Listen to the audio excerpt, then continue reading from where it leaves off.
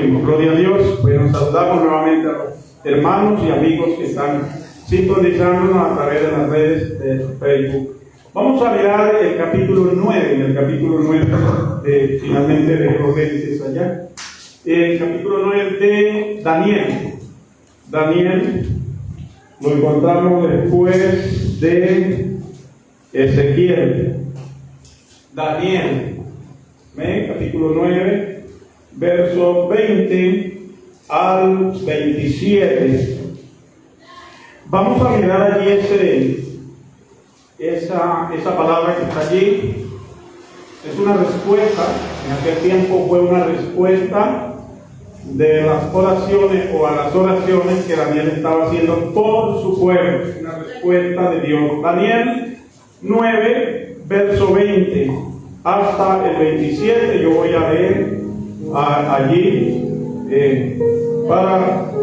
y ustedes van constatando. Profecía de las 70 semanas. Aún estaba yo orando y confesando mi pecado y el pecado de mi pueblo Israel, y derramaba mi ruego delante de Jehová mi Dios por el monte santo de mi Dios. Aún estaba hablando en oración cuando el varón Gabriel, a quien había visto en la visión al principio volando con presteza, vino a mí como a la hora del sacrificio de la tarde, y me hizo entender y habló conmigo diciendo: Daniel, ahora he salido para darte sabiduría y entendimiento. Al principio de tu ruego fue dada la orden, y yo he venido para enseñártela, porque tú eres muy amado. Entiende pues la orden y entiende la visión.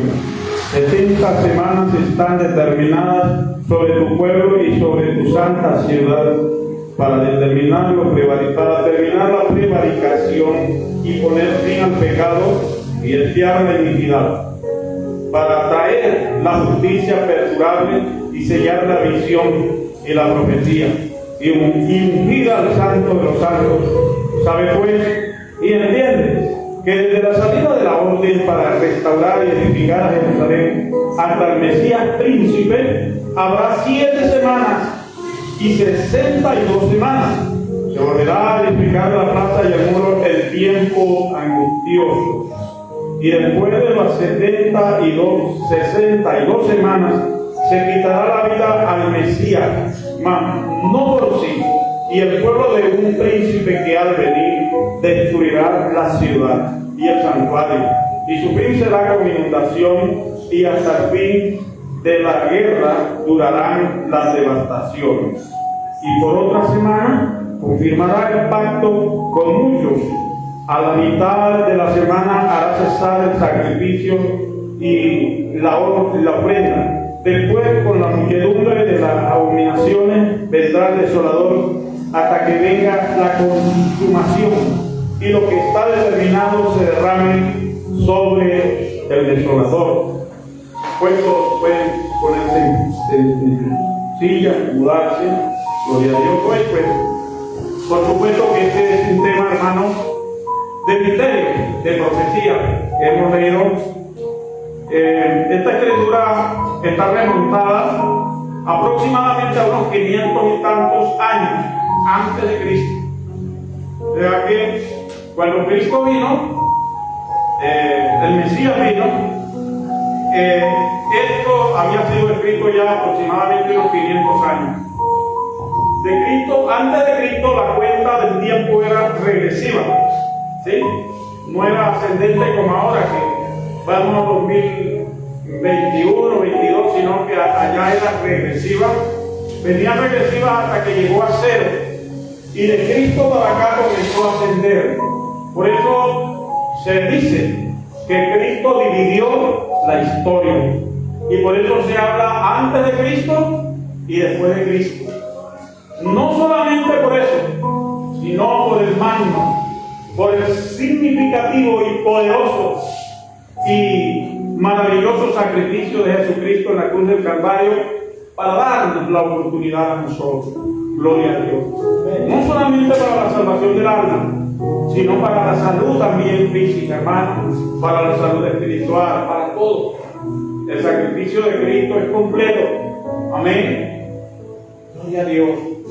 Esas heridas que él sufrió en su cabeza, esas espinas que fueron enclavadas en su sien, amén.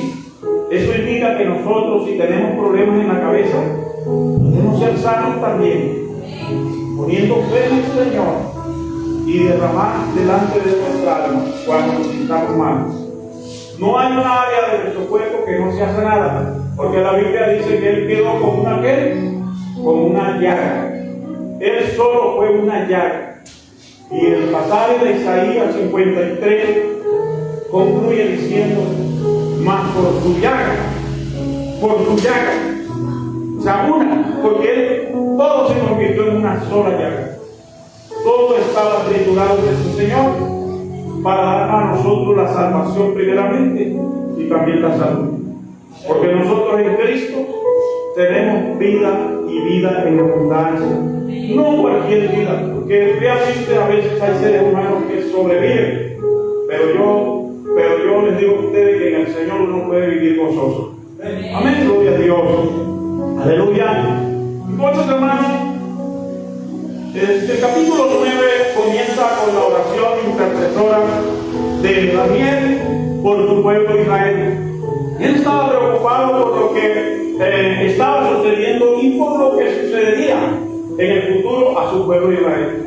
Si usted lee allí los primeros versículos hasta el versículo 25 de Daniel, desde el primero de este capítulo 9 hasta el verso 25, usted va a ver que Daniel está orando. Daniel está presentando los pecados no solamente del pueblo, porque un intercesor debe reconocer también que también peca, que también comete errores, ¿cierto? Pero miren cómo dice el de bonito. Si nosotros vemos, hermanos, que Daniel fue un hombre constante, un hombre que permaneció firme todo el tiempo, hermano. Y siempre que se le solicitó su oración, su intervención para ayudar a alguien, él está ahí. Entonces, Dios busca creyentes así, que no sean de épocas, que no sean de fiestas especiales solamente, sino que estén ahí todo el tiempo. Daniel era uno de esos. Y él estaba preocupado por su pueblo. Entonces, él está orando. Ya para este entonces, Daniel llevaba 21 días de ayuno. Y él dice, en el verso 26, mira cómo dice: aún estaba hablando y orando y confesando mi pecado y el pecado de mi pueblo Israel. O sea, no solamente estaba confesando el pecado de Israel, sino que él también estaba reconociendo su falla, ¿cierto? El salmista decía, el salmista decía: ¿quién podrá entender sus propios errores? Y luego decía: líbrame de los que me son ocultos. Porque, hermano, puede haber situaciones en la vida de uno que la conciencia no le alcanza a transmitir que está cometiendo una falta. Y de pronto otra persona la ve y uno no la ve, pero otro está viendo, oye, pero por eso el salmista decía: líbrame de los que me son ocultos. Y que podamos cada día entender nuestros propios errores. Daniel, ese amado profeta, hermano, muy admirable, él comienza presentando primeramente su estado espiritual delante de Dios. Un verdadero intercesor va a procurar de limpiar todo delante del Señor primero, porque para nosotros poder ser intercesores, o como dice por allí un refrán, un dicho, y que el que tiene rabo de paja no se acerca a la candela, al fuego. Entonces, si nosotros estamos intercediendo por alguien, debemos ser hallados, hermanos, limpios delante del Señor. Que el enemigo no tenga nada que decir, que apuntar, que señalar. Amén. Y sin embargo, dice la Escritura: hijitos, estas cosas os escribo para que no pequéis. Pero, si por esas cosas de la vida alguno ha cometido pecado, abogado tenemos a Jesucristo. Amén. Allí está Jesús en estos momentos actuando como abogado. Si usted se siente acusado, yo le digo: venga Jesucristo. Cualquiera aquí que se sienta siendo acusado por el enemigo, venga Jesucristo, que Él es su abogado, y Él lo va a sacar de él. Gloria a Dios. Entonces dice que aún estaba hablando y orando cuando el varón Gabriel, ¿sí? ¿Cuál fue el ángel que se le presentó a María? Gabriel. Gabriel es un líder en los cielos, ¿sí? En los cielos habían tres tercios de ángeles. Un tercio de ángeles estaba comandada por Luzbel, el diablo, antes de ser diablo, según Ezequiel 28. El diablo se llamaba Luzbel, y él era el líder de música en el cielo. Si usted quiere averiguarlo bien, investíguelo. Y Satanás era el líder de música, de alabanza en el reino. Él era el encargado de las cortes, de los momentos de honor para el Señor. ¿Sí? ¿Ha visto usted en las casas donde están los presidentes que hay un batallón que se llama batallón de honor? Cada vez que ese señor sale, honores para él. Cada vez que entra, honores para él. Bueno, el Señor llegaba, honores para el Señor salía, honores para el Señor, y el diablo veía todo esto. Está bueno aquí, ¿qué tal si yo me quedo con esto? Bueno, nada de eso tiene que ver con otra enseñanza. Pero ese tercio de ángeles cayó, porque Satanás los envenenó. Porque los ángeles también tienen, hermanos, libre albedrío. ¿Sí?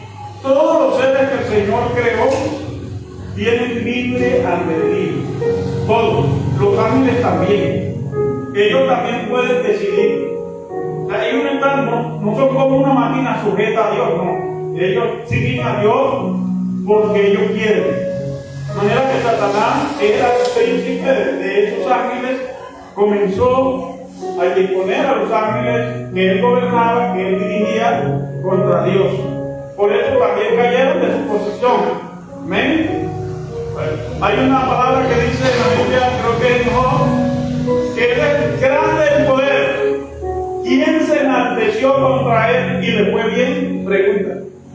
¿Quién se enalteció contra Dios y le ha ido bien? Nadie. Nadie, hermano. Por eso yo acá, por las redes, que a veces hay personas que hablan violentamente contra Dios y sin temor, yo les digo, tengan cuidado. Tengan cuidado. Mejor es estar de parte del Señor. Aleluya.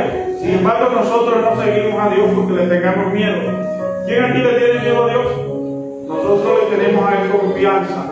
Por eso le comunicamos a Él todo lo que somos, todo lo que sentimos. Nos sentimos acompañados con Él, nos sentimos seguros, no con miedo. Pero sí le tenemos respeto, ¿verdad? Le tenemos respeto, le tenemos temor. Y eso es lo que Él quiere que nosotros le tengamos. Y además de eso, lo amamos.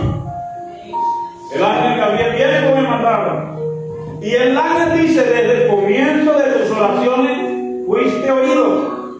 Hermano, mire, desde que comenzaste tu corazón, desde que te dispusiste a hablar, tus oraciones fueron oídas.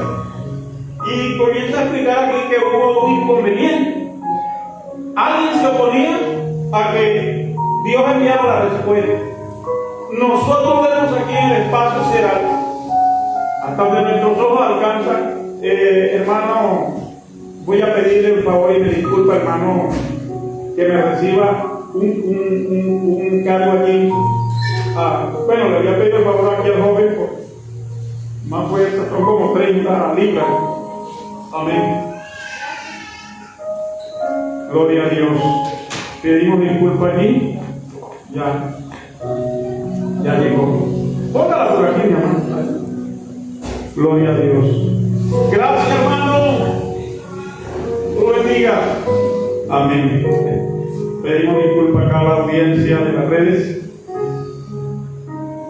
El ángel dice que desde el comienzo sus oraciones habían sido respondidas a Dios. Mira que es una respuesta, lo que vamos a ver aquí es una respuesta. Una respuesta donde Dios le revela a Daniel lo que iba a suceder en el futuro con su pueblo. Y esto aquí también causa o aborda el tema de nosotros. Y es muy importante que nosotros tengamos este tema hoy de esas 70 semanas. Te decía, hermano, Dios está escuchando sus oraciones, pero nosotros no sabemos lo que está sucediendo en el espacio sideral. Por eso nosotros creo que la oración sería semejante como una bola de esas con que juegan el béisbol, que de acuerdo a la fuerza que le imprima el bateador, así la pelota será, ¿cómo es? Imparable. Bueno, hay una bola que se llama imparable, que cuando el bateador le pega un poco rastrero, a los jardineros se les dificulta atraparla y le llaman un balón imparable. Pues yo creo que, hermano, en las oraciones nosotros, por eso que el Señor dice que debemos orar sin cesar, debemos enviar una oración imparable, de tal manera que el enemigo no la pueda detener. Imagínense que usted está enviando interrapideces y en el camino hay un trancón. Eso es lo que prácticamente el ángel le está diciendo. Había un trancón y se le puso el príncipe de... Vamos a leer aquí quién fue que se lo puso. Al principio de tu ruego fue dada la orden y yo he venido para señalártela porque tú eres... Perdón, vamos a más arribita.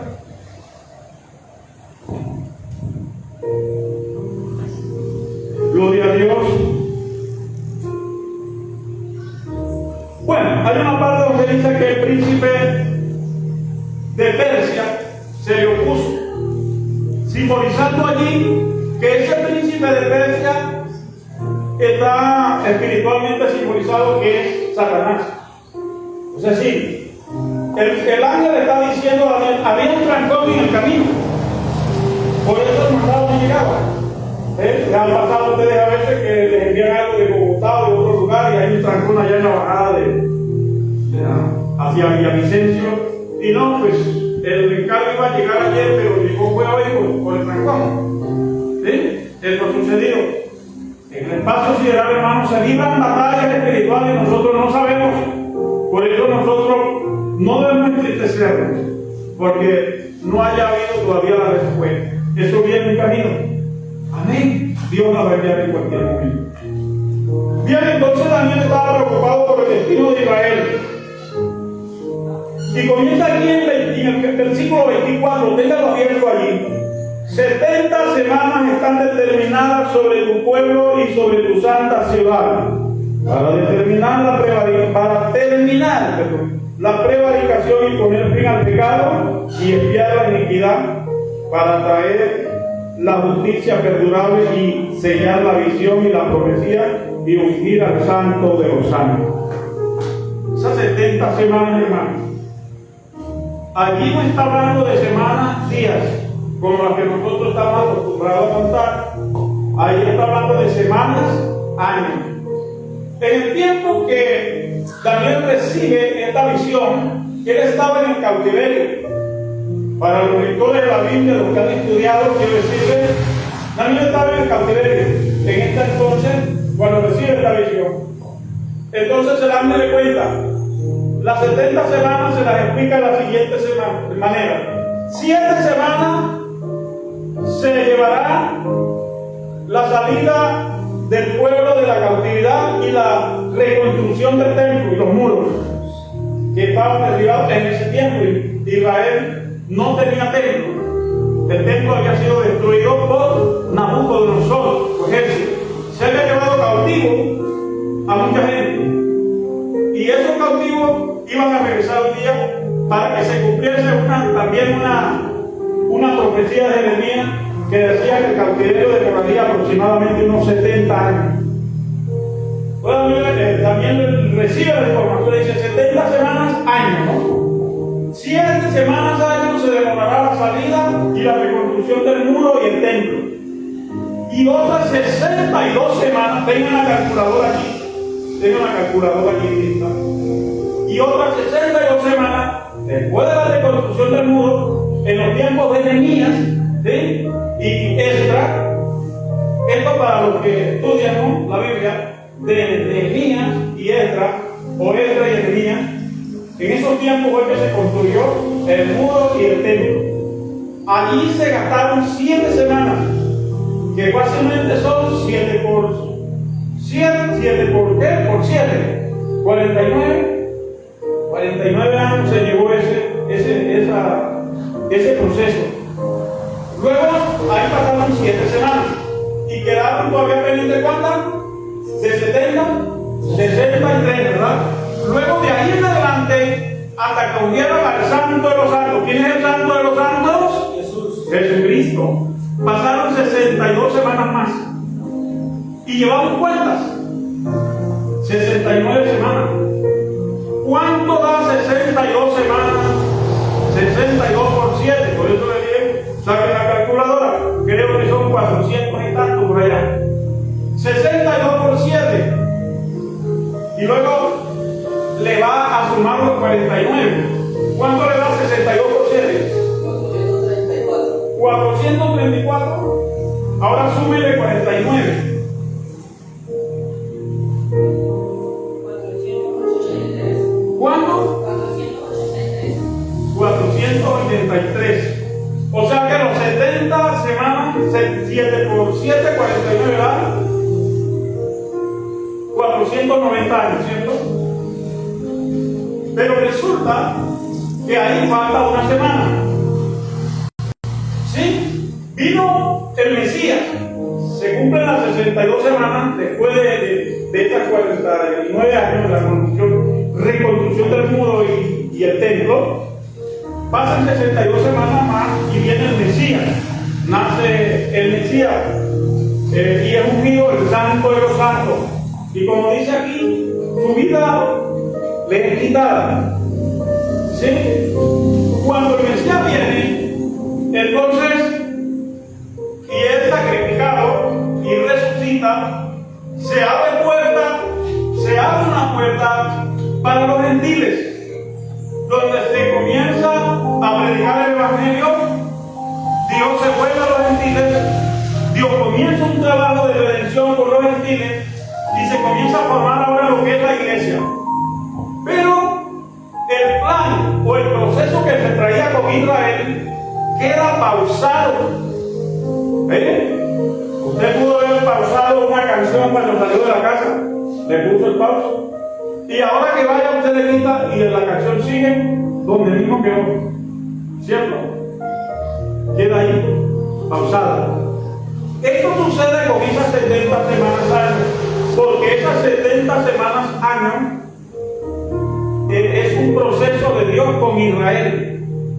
¿Cómo? ¿Dónde entra la iglesia aquí?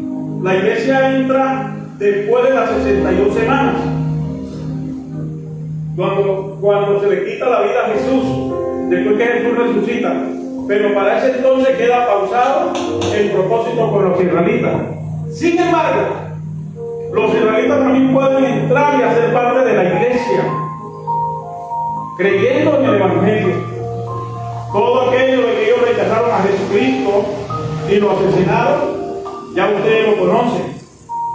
Sin embargo, la primera iglesia que se formó y que vemos en el libro de los Hechos de los Apóstoles, que nos deja las pautas, que nos deja la base fundamental doctrinal de cómo debemos predicar el Evangelio, el libro de los Hechos, esa iglesia se componía en su gran mayoría de judíos, de israelitas.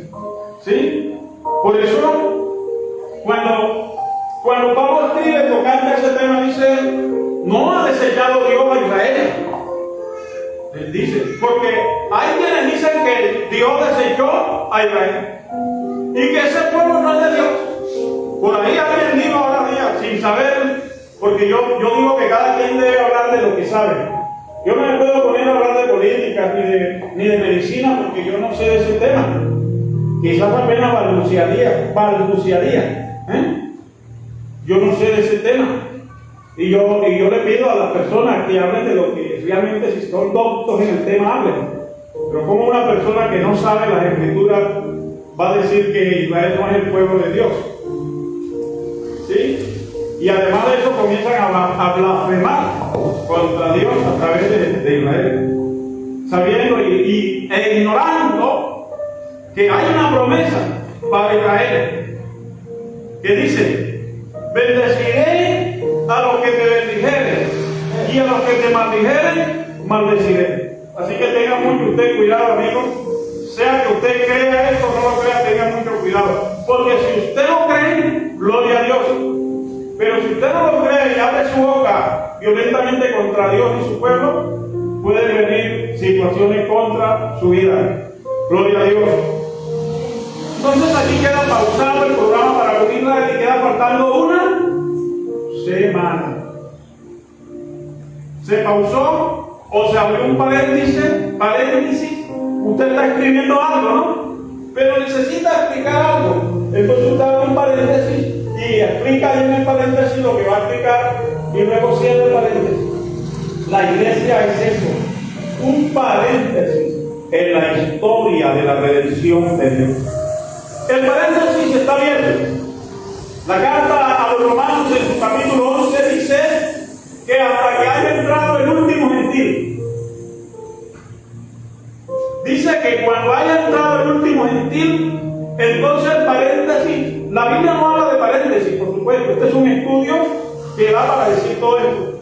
Pero dice, cuando haya entrado el último gentil, entonces Dios se volverá a su pueblo, a Israel.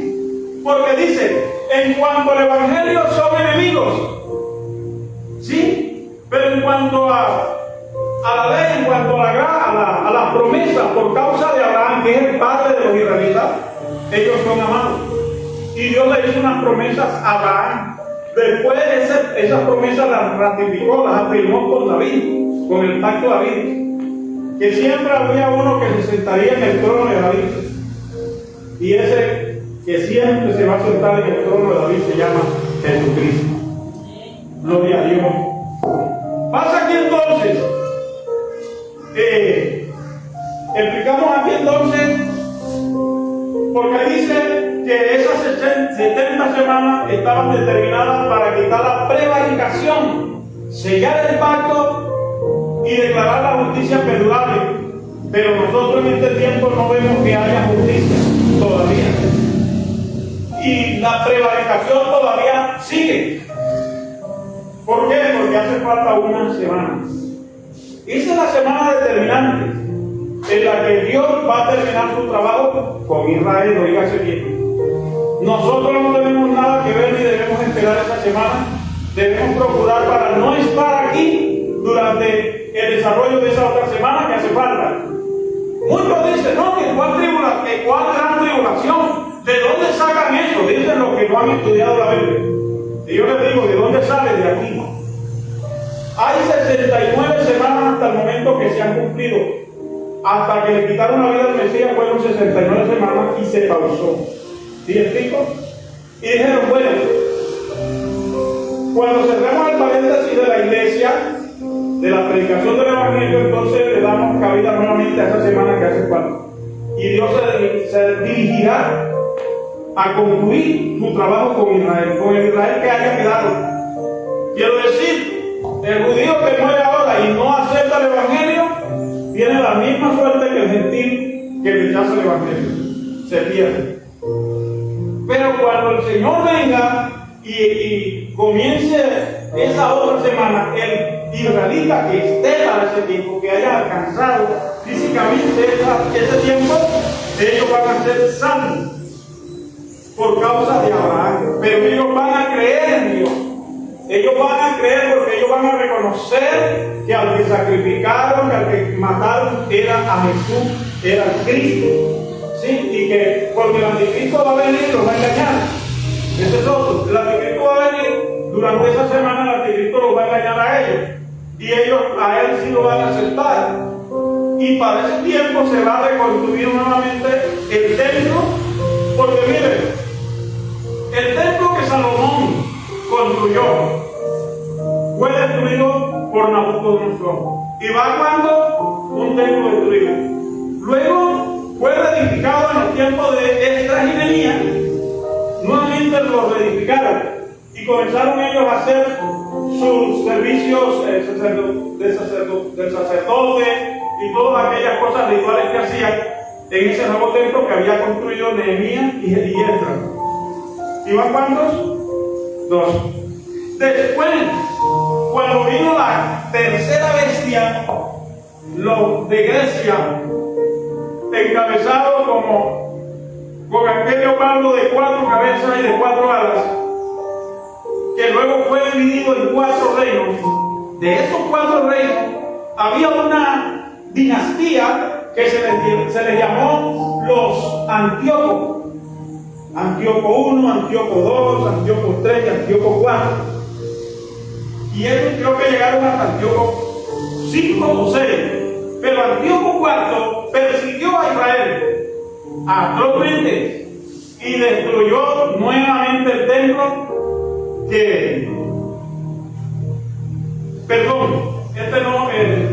sí lo destruyó. El segundo templo lo destruyó, que había hecho Nehemías, lo destruyó. Luego, paralelamente a esos reinos se iban levantando otros. ¿Sí? Lo que vio también esa imagen que vio Daniel, grande, con cabeza de oro, pechos y brazos de bronce, vientres y muslos de bronce, y las piernas y los pies de hierro y en parte de barro cocido. De ese reino que vio Daniel, paralelamente a los de Grecia, a la tercera bestia, a la bestia 3, se venía desarrollando la cuarta bestia, que era Roma.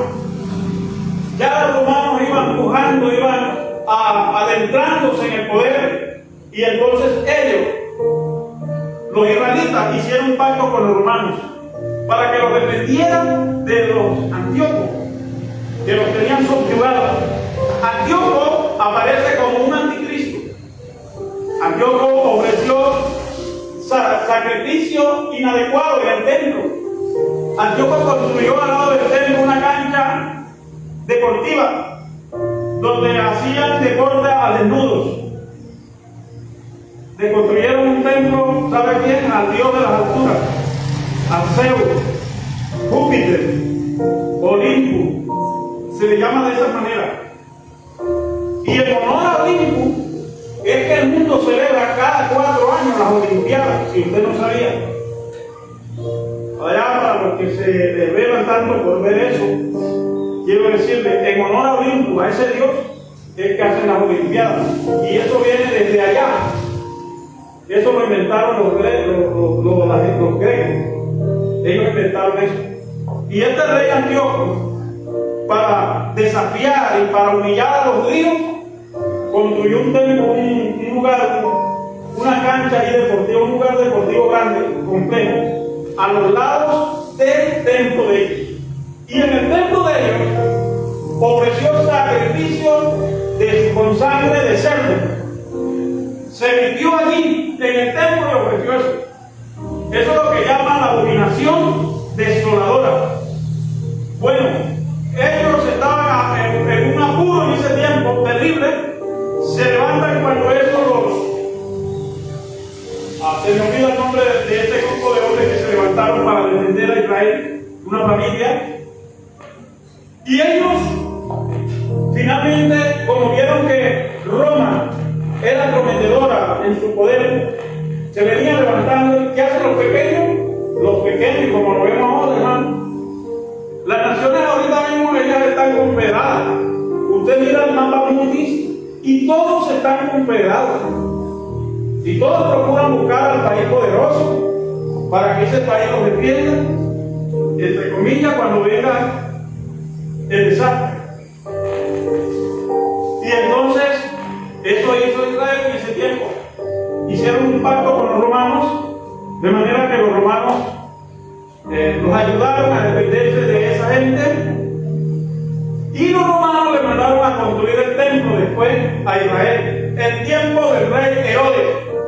¿Quién construyó el templo? Herodes. En tiempos antes de Cristo, unos 100 años o 150 años antes de Cristo, comienza nuevamente la reconstrucción del templo.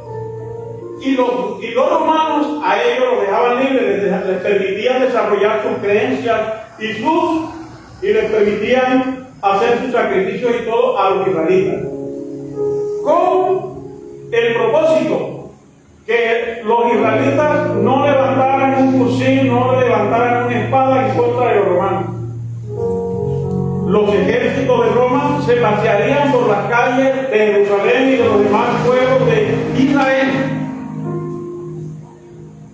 Imagínense lo que está pasando ahorita en Venezuela. ¿Sí? Que ahorita mismo posiblemente las tropas de Estados Unidos pueden llegar allá y pasearse por allá. ¿Sí? Eso pasaba en Israel. Pero había en todos los pueblos, usted sabe que están los nacionalistas rebeldes que hay que liberar al pueblo. Y se levantaban grupos en tiempo de Cristo que se llamaban grupos nacionalistas. Judas Iscariote estaba en uno de esos grupos, Pedro también, Barrabás también estaba en unos grupos de esos. Y eran grupos que le tendían trampa a los soldados romanos y de vez en cuando siempre se estaban bajando a unos soldados. Y Roma venía sumando esa situación. En tiempo de Cristo ya había dificultad con eso. Por eso ya había una amenaza de que Roma se iba a cansar en cualquier momento de eso e iba a invadir totalmente a Jerusalén, a Israel, y lo iba a borrar de una mano. Ahora lo vamos a ver cómo se cumple esto, hermano. Maravillosa la profecía. Esto es lo que es profecía, no lo que están diciendo por ahí las iglesias, algunos líderes en el oído de las personas. Esto es lo que es profecía, la bíblica. Amén.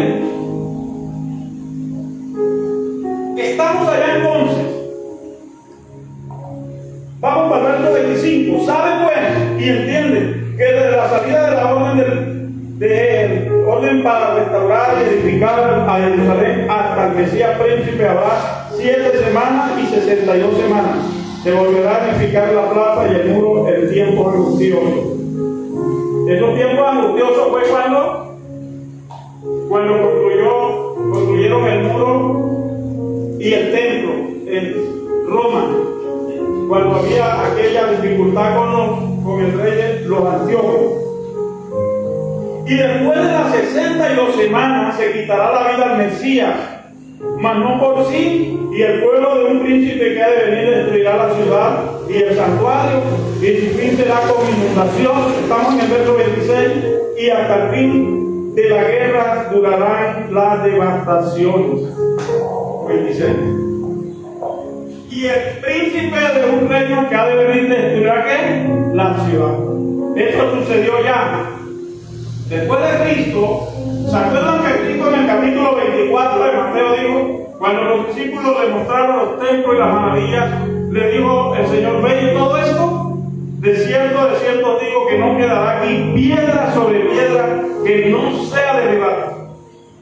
Después que Cristo murió y resucitó, se formó la iglesia, y en el año 70, después de Cristo, Vespasiano, el emperador Vespasiano, debido a tantas amenazas que había para su ejército en Israel y las muertes de soldados que estaban cada día cobrando más de estos grupos nacionalistas que había en Israel, pudiéramos decir, grupos guerrilleros que estaban en Israel, provocaron que el imperio romano invadiera totalmente a Israel y destruyera la ciudad y destruyeron el templo que había hecho Herodes.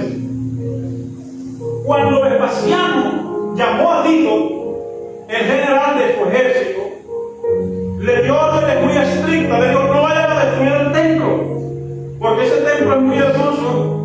Según la historia dice que el templo tenía piedras preciosas como era oro, de tal manera que con el sol ellas irradiaban una luz. El emperador le dijo, quiero que quede el templo para que las generaciones futuras lo conozcan. Pero había una profecía, y es que Jesucristo había dicho, no quedará aquí piedra sobre piedra que no sea derribada. Y aunque el hombre, hermano, se ponga de cabeza y haga y diga lo que quiera, la profecía se cumplirá. Gloria a Dios. Luego nosotros nos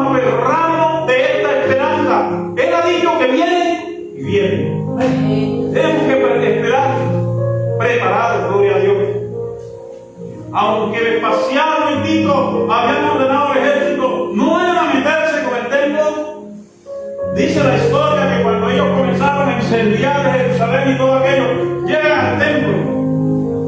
Y claro, todo está bajo el comandante de esos soldados, no pudo controlar la codicia de los soldados, porque vieron el templo iluminando y con la hoguera pues se veía que había un destello. Está bueno aquí lo que hay es oro. Y le metieron, dice la historia, que le metieron fuego al templo y se dieron a la tarea de quitar piedra sobre piedra para extraer el oro que había en el templo, y de esa manera destruyeron el oro.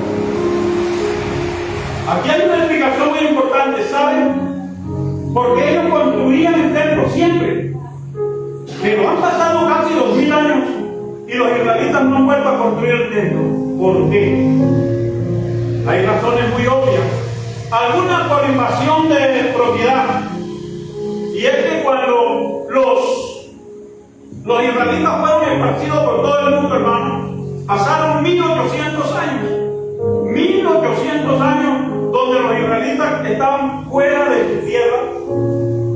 Usted parece que viniera una invasión a Colombia y saca a los colombianos de aquí, después los colombianos 1800 años fuera de su país. ¿Y aquí qué va a pasar? Aquí van a venir otras culturas, van a venir invasiones de otros pueblos. Eso sucedió en la tierra de los israelitas. Eso fue cuando vinieron los llamados palestinos, invadieron a Israel. Eso no se llamaba Palestina. Hoy todo el mundo quiere identificar eso como de Palestina. Eso antes de Cristo y aún en Cristo eso no se llamaba Palestina. Eso se llamaba tierra prometida, la tierra de Canaán. Entonces,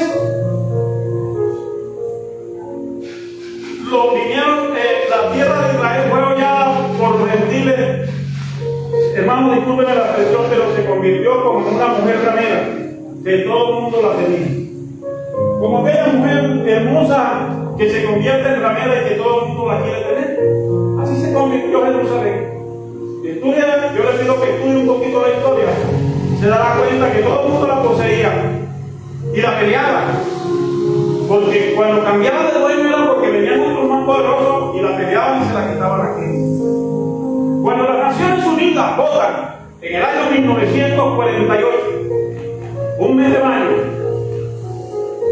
se acordaron votar para darle a los judíos nuevamente abrirles un territorio allá donde ellos eran, en Israel, y que los votos dio favorable esa idea de las Naciones Unidas, le abren espacio a Israel nuevamente allá, y comienzan los israelitas que estaban en la diáspora, en el exilio, a viajar hacia tu tierra otra vez.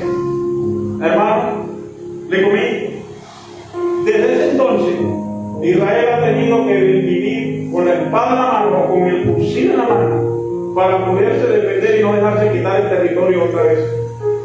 Pero ese lugar donde ellos tenían el templo, eso es sagrado. No es que es como nosotros, que si no podemos hacer la iglesia aquí, la hacemos en otra parte, ¿sí? No, ellos no. Para ellos un lugar tiene mucha importancia, y ellos prefieren abatirse a plomo o a espada con los que estén allí por quitar el territorio, pero no han podido. De manera que ese lugar ahora es compartido por los árabes y por ellos, donde debiera ser el templo. No lo han podido hacer. ¿Y saben por qué? Porque mientras dure el tiempo de la predicación del Evangelio, ellos no tendrán templo.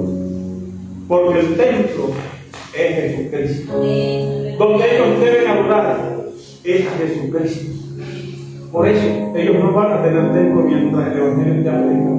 El día que Jesucristo levante su iglesia, amén, y que se manifieste el anticristo, el anticristo les va a poner en bandeja de plata a ellos ese territorio, y ellos en par días van a armar el templo.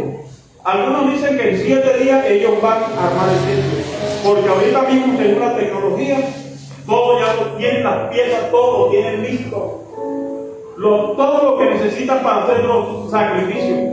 Todos los años los israelitas tienen una vaca alazada, preparada para el sacrificio especial que tendrán que hacer, porque esa vaca alazada la sacrificaban ellos cuando había eventos especiales o muy especiales. Todos los años ellos tienen una vaca alazana preparada.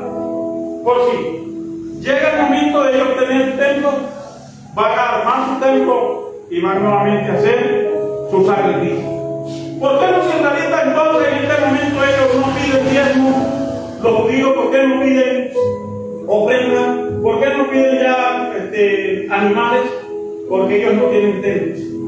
Ellos simplemente tienen lo que se llaman esos lugares de oración donde van a orar, a lamentar, el mundo de las lamentaciones allá en Israel, y en otros lugares tienen, se me escapa ahorita el nombre de esos lugares que ellos tienen. Mezquitas, gracias. Tienen las mezquitas. Aquí en Colombia tienen sus mezquitas y ellos van solamente a orar. ¿Por qué ellos no dan diezmo? ¿Por qué ellos no están dando ofrenda? Porque no hay ministerio. No hay sacerdotes trabajando. Y Dios es justo. Cuando hay sacerdotes, Dios instauró el diezmo para que los sacerdotes vivieran de eso. Porque ellos tenían que dedicarse todos los días a esa tarea. En este tiempo no hay sacerdotes hablando de sacrificios de animales, pero hay sacerdotes que están trabajando en el Evangelio tiempo completo, hombres y mujeres encargados de una obra, y Dios sigue pidiendo a la iglesia, sí le está, amén, exigiendo que deben dar esas contribuciones. Porque en la iglesia sí hay ministerio. Los israelitas no tienen ministerio ahorita, pero la iglesia sí. En el tiempo de la de Cristo, ellos van a tener ministerio y activarán nuevamente los ministerios. Habrá nuevamente el sacerdocio levítico, nuevamente habrá los animales, porque ellos no han entendido que la salvación es a través de la fe. Ellos no han entendido esto. Por lo tanto, ellos seguirán haciendo lo mismo cuando su templo sea construido. Llevan 3 templos destruidos, pero ellos no saben que se levantó un templo. Alguien a quien apuntaba el templo, no, porque el tabernáculo y el templo eran símbolos de Jesucristo. Todo lo que hay en el lugar santísimo, todo lo que había en el tabernáculo de reunión, apuntaba a Jesucristo. Por eso, venido Cristo, por demás ese lugar, porque Cristo es el lugar donde se deben reunir todos los que están siguiendo a Dios en Cristo. Amén. Entonces, está la iglesia. Comenzó el día de Pentecostés. El paréntesis está abierto. Hoy hay oportunidad para que alguien se entregue al Señor. El paréntesis está abierto. Todavía el Señor no ha levantado la iglesia. Alguien puede ser el último que se bautice. El Señor puede venir hoy a mediodía, esta tarde. Alguien puede entregarse hoy y decir, bautícese. Y ese puede ser el último. Uno no sabe, estoy yo aquí argumentando. Porque el Señor puede manifestarse en cualquier momento. Inmediatamente el Señor levanta la iglesia, se cierra el paréntesis, y el Señor va a continuar la última semana. Esa es la semana de donde sale la gran tribulación. Esa semanita. Esa semana no es para Dios arreglar problemas con la iglesia, porque hay muchos por ahí que no conocen los estudios y dicen que la iglesia va a pasar la gran tribulación, porque ahí es donde Dios va a ver si lo aman o no lo aman. Yo digo una cosa: un hombre o una mujer que tiene 30, 10, 5, 2 años que tenga, que renunció al mundo, que renunció a los deseos mundanos y está agradando al Señor, que ha estado consagrado al Señor, a su familia, un hombre y una mujer o un joven que ha renunciado a muchas cosas que el mundo le ofrece. Aquel hombre que no podían decirle A porque él decía B, C y todo el escenario, y hoy día prefiere quedarse callado cuando lo ven. Hombre que ha cambiado, que Dios los ha transformado. ¿Qué más va a querer Dios? ¿Necesita Dios otra prueba? Por favor, creo que no. Dios es justo. Ahora, si Dios tiene que esperar que en la gran oración alguien le demuestre su amor, entonces la salvación no sería por gracia. Lo digo aquí para los que están escuchando, para ustedes, la salvación es por gracia. Voluntariamente Ustedes están aquí en esta mañana. Otros están allá en las redes escuchando. Voluntariamente. Nadie los está obligando. Voluntariamente ustedes han tomado decisión de seguir al Señor y renunciar a las cosas mundanas como la Biblia nos enseña. ¿Va el Señor entonces a pedirnos otra prueba? Creo que no. Amén. Otra prueba de causa. ¿Será que un hombre que ama tanto a su esposa y viene un malo a golpeársela, él va a dejar que se la golpee? Porque él tiene que ver a ver si la esposa lo ama después que la golpeen toda, y entonces él va a agarrar a su esposa toda herida, toda maltratada para estar con ella. El masoquismo sería ilimitado si un hombre hace eso. Y muchas veces de pronto algunos hombres sí le han expropiado a su esposa, porque estamos hablando de hombres que no tienen el poder para defenderse. Pero estamos hablando del Todopoderoso. Él tiene poder para esconder a su amada. Y eso la Biblia dice. En Isaías hay un versículo que dice: subid acá, pueblo mío, y escóndete en tanto que pasa mi furor. ¿Qué quiere decir eso? Que Dios tiene un nido. Dios tiene un lugar. En algún lugar del universo. La Biblia dice que es un reino inconmovible donde va a llamar a su pueblo. Y cuando él llama a su pueblo, ya eso se llama las bodas del Cordero. Mientras acá se está desarrollando la gran tribulación, día terrible para la humanidad y para el mismo pueblo de Israel, la iglesia se está gozando con Dios en las bodas del Cordero. ¿Cuántos se pie en esta mañana? Gloria a Dios. Nosotros tenemos esperanza. Entonces espero que le haya quedado claro, hermano, que esas 70 semanas son años y quedan faltando 7 años todavía, una semana. Pero nosotros no tenemos nada que ver con eso, con los acontecimientos de esa semana. Nosotros tenemos que esperar que se cierre el paréntesis, que entre el último gentil. Sí, el último gentil está hablando de los que no son israelitas, que crean y se bauticen. Usted puede ser el siguiente. Gloria a Dios. El Señor puede venir hoy, puede venir esta noche. Él dijo, no, si a medianoche, o en la madrugada, o al canto del gallo, no sabemos. Amén. Lo que sí sabemos que Él prometió. Un caso solamente aquí, esa profecía que dio Jesús, ¿verdad? Y a pesar de tantas recomendaciones que el emperador, usted sabe qué palabras tenían que ser tomadas en cuenta, la del emperador. Porque si alguien desobedecía su mandato, esas personas podían ser aniquiladas. No, esos soldados no tuvieron temor de obedecer al emperador y destruyeron el templo. ¿Por qué? Porque había una profecía. Hay una profecía para este tiempo, para usted y para mí, que nos favorece. Gloria al Señor. ¿No se alegra? ¿No se alegra? ¿No va a procurar usted y yo de mejorar cada día y estar atentos? Gloria a Dios. Soberano Señor, te damos gracias en esta hora, en esta mañana. Gracias por esta esperanza que nos has dado, Jesús. Tú eres bueno. Ayúdanos a perseverar. Ayúdanos a estar, Señor, con la lámpara encendida, como leíamos, Señor, allí en la parábola de las 10 vírgenes. Queremos formar parte de estas 5 vírgenes sensatas. Queremos tomar aceite en nuestras lámparas. Queremos perseverar. Porque tomar aceite en nuestra lámpara es perseverar. Porque tomar aceite en nuestra lámpara es no cuidarse. Es no vivir una vida de confort. Es vivir una vida, Señor, esperándote siempre. Esperándote, Jesús. Oh, gracias, Señor. Gracias te damos, Jesús. En el nombre de Jesús. Aleluya. Y están los hermanos los que no vinieron hoy y están los que están en las redes. Que alguien pueda tomar decisión este día a través de esta palabra, esta esperanza. Aleluya.